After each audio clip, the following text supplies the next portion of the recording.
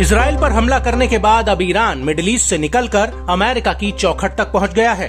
Iran की Nasir missile का variant CM-90 missile अब अमेरिका के पड़ोसी देश वेनेजुएला तक पहुंच गई है। वेनेजुएला के रक्षा मंत्री ने इन मिसाइलों को आधिकारिक रूप से वेनेजुएला की नौसेना में शामिल कर लिया है और इस पूरे घटनाक्रम में अमेरिका की साख को बड़ा बट्टा लगा है, क्योंकि ईरान लगातार मिडिल ईस्ट से लेकर लैटिन अमेरिका तक अमेरिकी विरोधी गुटों की अगुवाई कर रहा है। और अब इसी कड़ी में ईरान ने अमेरिका और इजराइल को एक और बड़ा झटका दिया है। दरअसल ईरान ने अपने upgraded Bavar 373 long range air defence system से पर्दा उठा दिया है। ईरान ने इस एयर डिफेंस सिस्टम को खुद ही बनाया है और इसका पुराना वर्जन ईरानी सेना में साल 2019 में शामिल किया गया था। लेकिन मिडिल ईस्ट में ईरान का ये नया एयर डिफेंस सिस्टम इजराइल और अमेरिका के लिए एक बड़ा खतरा बन सकता है, क्योंकि ईरान के अधिकारियों ने ये दावा किया है कि ये एयर डिफेंस सिस्टम अमेरिकी स्टेल्थ लड़ाकू जेट्स को इंटरसेप्ट कर सकता है। ईरान का दावा है कि ये रूस के S-300 mobile long range missile system और अमेरिका के पेट्रियट एयर डिफेंस सिस्टम के बराबर है। आपको बता दें कि 17 अप्रैल 2024 को मिलिट्री परेड के दौरान ईरान ने इस एयर डिफेंस सिस्टम को पूरी दुनिया के सामने पेश किया था और यह हथियार ऐसे समय में सामने आया है जब ईरान और इजराइल में तनाव बढ़ता ही जा रहा है और ईरान को इजराइल के हवाई हमलों का डर भी सता रहा है।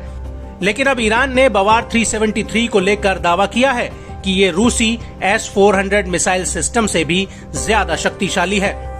लेकिन ईरान का सबसे बड़ा दावा यह है कि ये अमेरिका के स्टेल्थ फाइटर जेट्स को इंटरसेप्ट कर सकता है।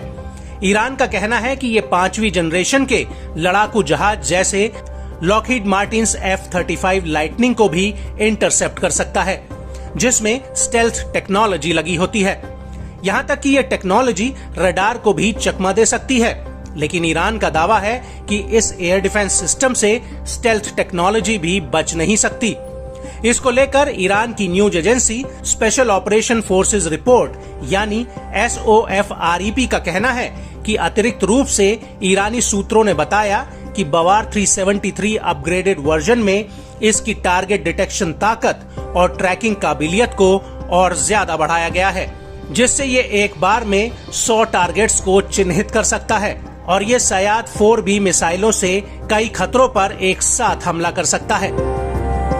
वहीं ईरानी सेना की वेबसाइट में बवार 373 की रेंज 299 किलोमीटर से ज्यादा बताई गई है और ये 120 किलोमीटर तक की ऊंचाई तक पहुंच सकता है।